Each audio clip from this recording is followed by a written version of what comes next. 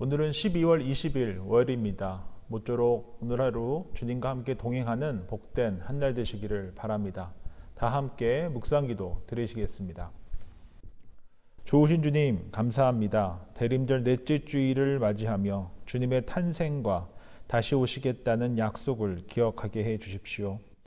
우리를 구원하시기 위해 오신 주님의 그 희생과 사랑을 늘 우리의 삶에 담고 살아가게 해 주십시오. 이 세상이 영원하지 않고 반드시 심판도 있다는 사실을 기억하며 살아가는 우리들 되게 해 주십시오. 그리하여 하나님 한 분만 두려워하며 살아가게 해 주시고 불필요한 불안과 두려움으로 인해 주어진 일상을 괴로움으로 채우지 않게 해 주십시오.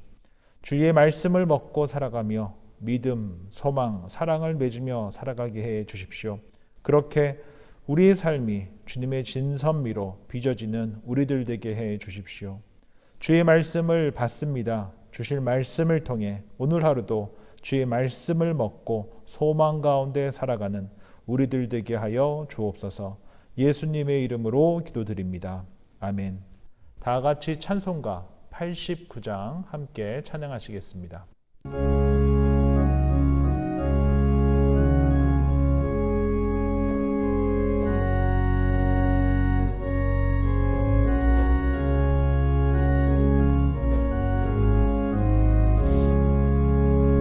샤론의 꽃 예수 나의 마음에 거룩하고 아름답게 피소서. 내 생명이 참 사랑의 향기로 간대마다 풍겨나게 하소서. 예수 샤론의 꽃 나의 맘의 사랑으로 피소서. 샤론의 꽃 예수 이 세상에서 어느 꽃과 비교할 수 있으랴. 나의 삶의 한결같은 은혜와 사랑으로 가득하게 하소서. 예수 샤론의 꽃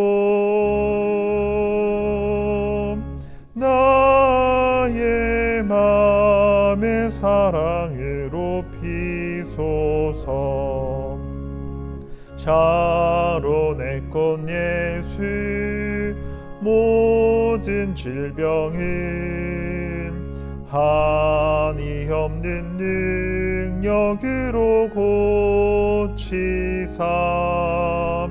고통하며 근심하는 자에게 기신 힘과 소망 내려주소서. 예수 샤론의 꽃 나의 맘의 사랑으로 피소서. 샤론의 꽃 예수 길이 피소서. 주의 영광이 땅 위에 가득해. 천하 만민 주님 앞에 엎드려 경배하며 영광 돌릴 때까지. 예수 샤론의 꽃 나의 맘의 사랑으로 피소서. 오늘 우리에게 주시는 하나님의 말씀은 야고보서 3장 13절 말씀입니다. 제가 봉독하겠습니다. 너희 중에 지혜와 총명이 있는 자가 누구냐? 그는 선행으로 말미암아 지혜의 온유함으로 그 행함을 보일지니라. 아멘. 오늘은 야고보서 3장 13절부터 18절을 통해서 말에 현혹되지 않고 주님께서 주시는 그 분별력을 갖고 살아가는 삶에 대해서 함께 살펴보고자 합니다. 우리가 말에 현혹되지 않기 위해서는 두 가지를 잘 알아야 합니다. 말하는 자의 의도와 또 그의 삶 속에서 맺혀지는 열매를 잘 볼 수 있어야 합니다. 사실 말로 얼마든지 속을 수 있고 또 속일 수도 있습니다. 그래서 우리는 분별력을 가지고 살아가야 합니다.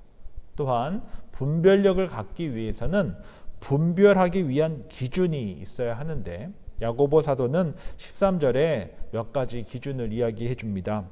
너희 중에 지혜와 총명이 있는 자가 누구냐? 그는 선행으로 말미암아 지혜의 온유함으로 그 행함을 보일지니라 했습니다. 야고보 사도에게 있어서 단연코 분별의 기준은 행함이었습니다. 얼마나 지혜롭고 유식한 말을 하는가에 현혹되지 말고 그의 행함을 보라는 것입니다. 그가 어떤 행동을 하고 있는가에 주목하라는 것입니다. 형제와 자매가 헐벗고 일용할 양식이 없는데 평안히 가라, 덥게 하라, 배부르게 하라 한다면 야고보서 2장 16절에 쓰여져 있듯이 아무런 유익이 없다라는 것입니다. 그리고 야고보 사도는 행함이 없는 믿음은, 행함이 없는 말은 죽은 것이다 라고 이야기하고 있습니다. 죽은 믿음이고 죽은 말이다 라는 것입니다. 또 하나 우리는 의도를 잘 파악하기 위해서 오늘 본문에 쓰여 있는 지혜의 온유함으로에 주목할 필요가 있습니다. 의도를 잘 알기 위해서는 하나님께서 주시는 지혜가 필요합니다. 하나님께서 주시는 지혜는 세상이 주는 지혜와 전혀 다릅니다. 세상이 주는 지혜와 또 하나님께서 주시는 지혜는 어떻게 구분할 수 있겠습니까? 이 또한 열매를 통해 알 수 있다라는 것입니다. 왜냐하면 하나님께서 주시는 지혜는 온유를 동반하기 때문에 그렇습니다. 하나님께서 주시는 지혜는 온유하기 때문에 그렇다라는 것입니다. 하늘의 지혜는 공동체를 품고 하나 되게 하고 서로 사랑하게 하며 헌신하게 하기 때문에 그렇다라는 것입니다. 지혜롭다라고 하는데 말은 너무나 유창한데 시기와 다툼이 일어난다면, 지혜를 말하는데 시기심이 발동하고 욕심만 자극되고 싸우는 일이 계속적으로 일어난다면 이는 결코 지혜의 온유함이 아니다라는 것입니다. 하나님께서 주시는 지혜가 아니라는 것입니다. 특별히 리더들 또는 가르치는 자들이 기도해야 하고 하나님의 말씀으로 내면을 살펴야 하는 이유가 바로 여기에 있습니다. 말을 많이 해야 할수록 더 많이 기도해야 하는 것입니다. 말을 많이 해야 할수록 주의 말씀으로 입술에 재갈을 물려야 한다라는 것입니다. 영향력이 크면 클수록 자신의 속사람을 영을 맑게 밝게 합니다. 주의 말씀으로 경작해야 한다라는 것입니다.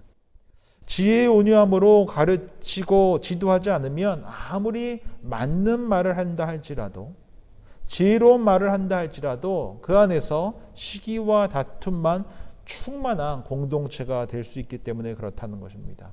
공동체에 주님의 평화와 희생, 헌신보다 시기와 욕심만 더 커질 수 있다라는 것입니다.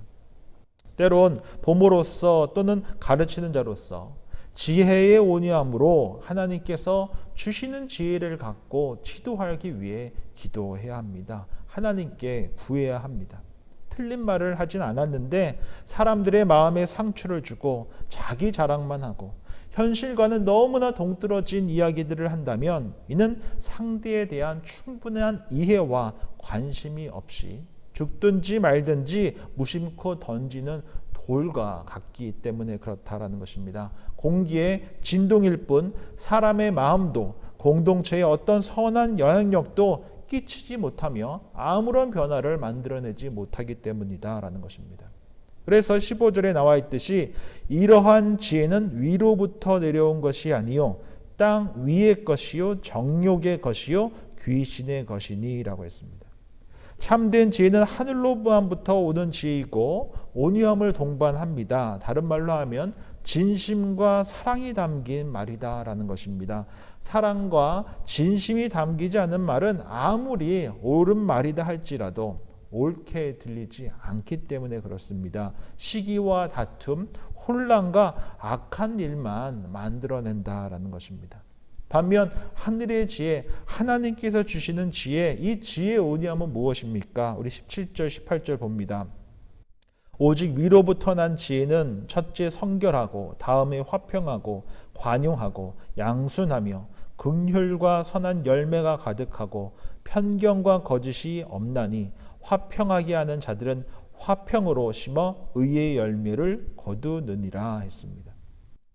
야고보 사도는 하늘에서 주시는 그 지혜의 특징을 8가지로 구별하면서 성결, 화평, 관용, 양순, 긍휼, 선한, 편견, 거짓이 없는 것을 말하고 있습니다.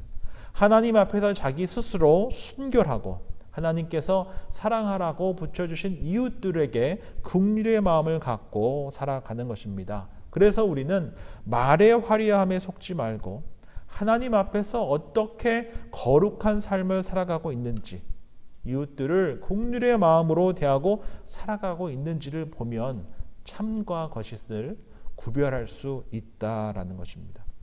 오늘은 야고보서 3장 13절부터 18절을 통해서 말에 현혹되지 말고 분별력을 갖고 살아가는 법에 대해서 짧게 살펴봤습니다. 야고보 사도는 말에 현혹되지 말고 삶을 보라고 말하고 있습니다. 말의 화려함에 속지 말고 행함을 보라는 것입니다. 하늘의 지혜로 살아가고 있는지를 보라는 것입니다. 그때에만 참과 거짓을 구별할 수 있다라고 말하고 있습니다.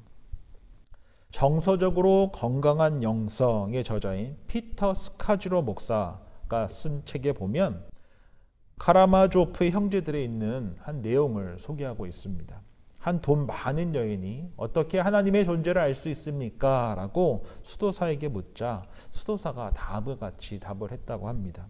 능동적인 사랑을 실천할 때야 비로소 알 수 있습니다. 라고 답을 한 것입니다. 그러자 그 돈 많은 여인이 다음과 같이 말했습니다. 가끔 사랑을 베푸는 삶을 꿈꾸며 수녀가 될까라는 생각도 해보지만 섬길까 싶다가도 은혜를 모르는 사람들을 보면 꿈은 사라지고 하나님이 정말 계신가라는 의구심까지 든다라고 답을 한 것입니다. 이에 대해 현명한 수도사가 다음과 같이 말했습니다. 사랑하며 살아간다는 것은 우리의 꿈과는 달리 사랑하며 살아간다는 것은 참으로 냉혹합니다라는 답을 했다라고 합니다. 얼마나 맞는 말입니까? 성경을 읽고 배우고 예배를 통해서 배움의 장을 통해서 예수 그리스도를 구세주와 주님으로 영접하고 살아가기를 결단하고 이제 헌신의 자리로 나와야 하는데 주저하게 됩니다. 왜 그렇습니까? 실제로 하늘의 지혜로 살아간다는 것은 쉽지 않기 때문에 그렇습니다. 말하는 것은 쉽지만 삶으로 구현하는 것은 이 수도사의 말처럼 참으로 냉혹한 일이기 때문에 그렇습니다. 내 이웃을 내 몸처럼 사랑하고 아끼는 일은 냉혹한 일입니다. 우리의 꿈과는 다르게 하나님께 심지어 원망의 마음을 품을 만큼 힘든 일이다라는 사실입니다. 모쪼록 오늘 주신 말씀 기억하면서 지혜의 온유함으로 살아갈 수 있는 우리가 되기를 바랍니다. 더욱더 우리 삶 속에서 거룩을 사모하고 또 하나님께서 우리에게 사랑하라고 붙여주신 이들에게 이웃들에게 긍휼의 마음을 또 긍휼을 베풀며 살아갈 수 있는 우리가 되기를 바랍니다. 비록 그리스도인으로 살아간다는 것 참으로 냉혹할 만큼 쉽지 않은 길이지만 그 일 가운데 우리 주님께서 함께 하심을 믿으시기 바랍니다. 그리고 주님과 함께 그 길을 걸을 때에만 누리게 되는 사랑과 은총 또한 있다는 사실을 잊지 말고 주님과 함께 그 긍휼의 길을 거룩의 길을 걸어내는 저와 여러분들이 되시기를 주의 이름으로 축원드립니다. 다 함께 공동기도 드리겠습니다. 오늘 주신 말씀 기억하면서 지혜의 온유함으로 살아갈 수 있도록, 하늘의 지혜를 갖고 살아갈 수 있도록 기도했으면 좋겠습니다. 그리하여서 거룩을 사모하고 국률을 살아내는 우리 모두 될 수 있도록 함께 기도했으면 좋겠습니다. 대림절 넷째 주일을 맞이하여서 복음과 또 하나님의 그 사랑을 우리 입술과 삶으로 전하는 저와 여러분들이 될 수 있도록 함께 기도했으면 좋겠습니다. 다 함께 기도하겠습니다.